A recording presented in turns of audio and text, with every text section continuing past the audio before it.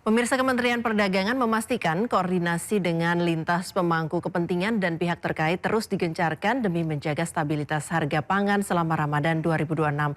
Pemerintah akan melibatkan Polri, TNI hingga Badan Pangan Nasional untuk melakukan pengawasan harga pangan di lapangan.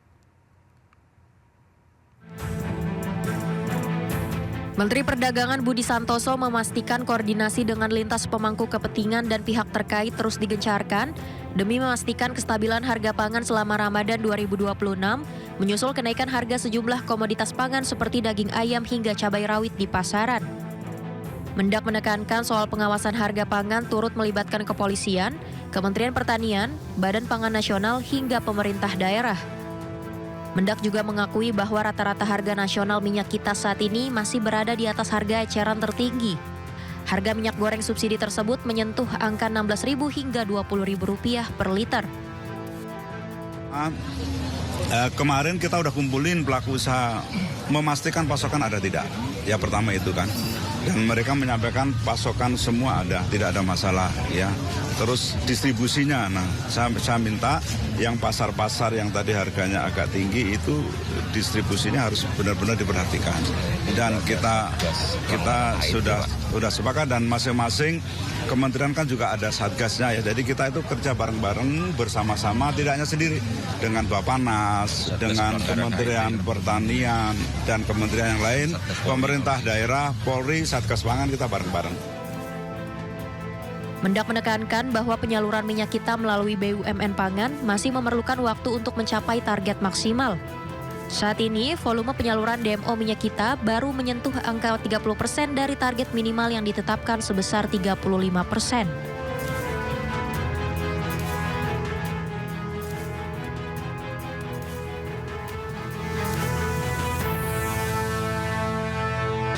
Pemirsa, kenaikan harga daging sapi terjadi di Pasar Senen, Jakarta Pusat. Memasuki awal Ramadan, harga daging sapi di Pasar Senen, Jakarta naik dari yang biasanya Rp130.000 per kilogram menjadi Rp140 hingga Rp145.000 per kilogramnya. Menurut para pedagang, selain faktor permintaan yang tinggi, kenaikan harga juga dipengaruhi distributor yang juga mengalami kenaikan. Kenaikan harga daging sapi ini diprediksi masih akan terus terjadi hingga Lebaran. Harga sekarang di 14.5 gitu. Biasanya di 13 dia biasanya. Untuk kenaikan harga sendiri biasanya ini kan baru memasuki Ramadan. Ada prediksi Bapak nggak kenaikan kapan lagi? Udah pasti itu ada kenaikan di menjelang H-7 Idul Fitri. Harapannya cuma satu, kita minta dari pemerintah untuk menekan harga semurah mungkin karena kita sebagai pedagang merasa keberatan untuk menjual ke konsumen. Itu aja. Jelang Ramadan, kenaikan harga bahan pangan terjadi di sejumlah daerah. Kenaikan harga terjadi pada komoditas cabai rawit hingga daging sapi. Jelang Ramadan, kenaikan harga bahan pangan terjadi di sejumlah daerah. Di Pasar Modern Cicurug, Kabupaten Sukabumi, Jawa Barat, harga cabai rawit merah yang semula dijual Rp50.000 naik menjadi Rp110.000 per kilogram. Harga cabai merah keriting juga naik menjadi Rp40.000 dan harga bawang merah naik menjadi Rp43.000 per kilogram. Kenaikan harga juga terjadi pada daging sapi yang mencapai Rp140.000 hingga Rp150.000 per kilogram. 140 harga eceran. Kurang peminatnya. Kurang. Yang ini juga yang motong jarang sekarang. Makanya harga tinggi sapinya. Sementara itu di Tapanuli Tengah, Sumatera Utara, lapak pedagang daging sapi dan kerbau musiman yang berada di Jalan Es Parman ramai diserbu warga. Meski harga daging sapi dan kerbau tembus Rp170.000 per kilogram, masyarakat tidak mempermasalahkan kenaikan harga daging tersebut.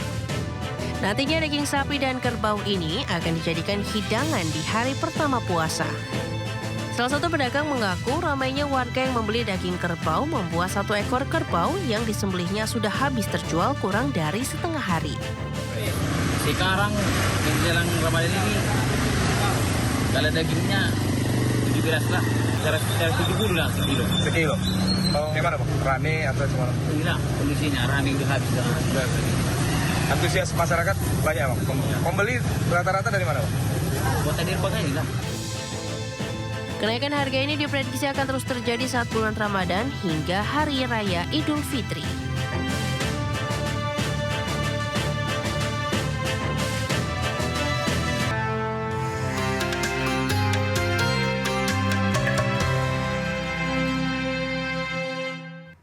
Pemirsa, sholat tarawih perdana Ramadan 1447 Hijriah digelar di Masjid Istiqlal, Jakarta. Ribuan jemaah memenuhi setiap sudut Masjid Istiqlal, baik jemaah laki-laki, perempuan hingga anak-anak dan juga lansia.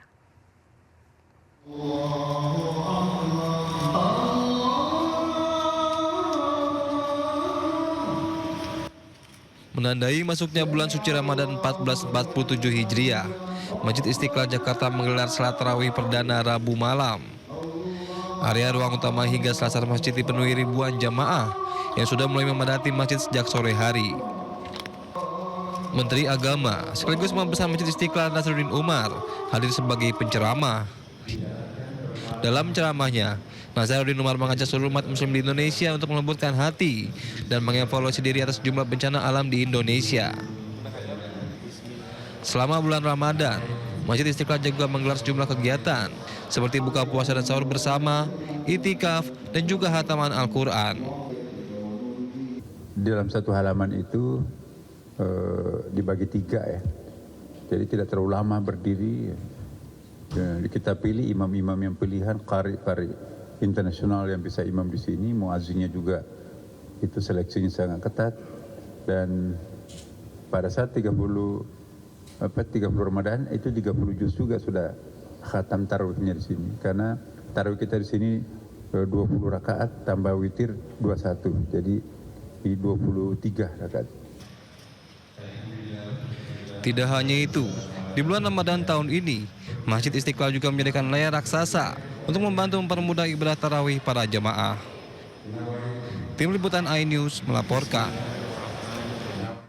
Pemirsa, di masa pemulihan pasca bencana Aceh, warga desa Manyangcut, Kecamatan Meredu, Kabupaten Pidijaya menggelar sholat tarawih perdana di sebuah musola darurat berlantai triplek. Meski sederhana, musola darurat ini mampu menampung sekitar 150 jemaah.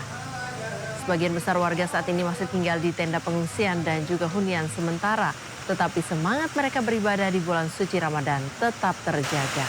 Bagi warga, malam pertama tarawih ini bukan sekedar ibadah, namun juga merupakan simbol harapan bahwa di tengah keterbatasan dan sisa luka bencana, iman dan kebersamaan tetap menjadi pegangan. Tarawih pertama, saya terima kasih banyak yang sudah dibuat madrasah darurat ini. Dengan adanya madrasah darurat ini, ya bisa malam pertama inilah kita salat tarawih. Pemirsa, ribuan warga Gorontalo memeriahkan tradisi kokoo atau ketuk sahur dengan menggunakan alat musik bambu tradisional. Selain rasa syukur dipertemukan lagi di bulan suci Ramadan, kokoo ini bertujuan membangunkan warga agar segera bersantap sahur.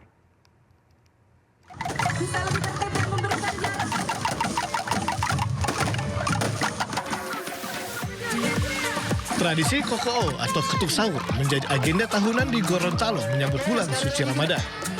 Sebelum memasuki waktu sahur, warga akan berkumpul di pusat kota Gorontalo, tepatnya di kawasan Bundaran Saronde. Warga, mulai dari anak-anak hingga orang dewasa, berjalan kaki sambil membunyikan kentongan bambu. Sepanjang perjalanan, alat musik bambu diketuk sambil diiringi lagu-lagu religi. Alat musik drum juga disediakan panitia untuk menambah semangat warga. Koko ini bertujuan untuk membangunkan warga lainnya agar tidak terlambat untuk bersantap sahur. Tradisi ini juga sebagai rasa syukur masih dipertemukan kembali dengan bulan suci Ramadan. Dan kegiatan kami ini real untuk euforia menyambut bulan suci Ramadan. Jadi masyarakat Kota Gorontalo itu sangat antusias untuk menyambut bulan suci Ramadan pada tahun ini. Tradisi koko sudah dilakukan sejak dulu oleh umat muslim di Gorontalo. Awalnya, tradisi ini hanya dilakukan oleh beberapa orang warga Kelurahan Talumulo. Seiring berjalannya waktu, Koko kini turut diramaikan warga yang datang dari berbagai wilayah. Dari kota Gorontalo, Nur Faizi Lahasan, iNews melaporkan.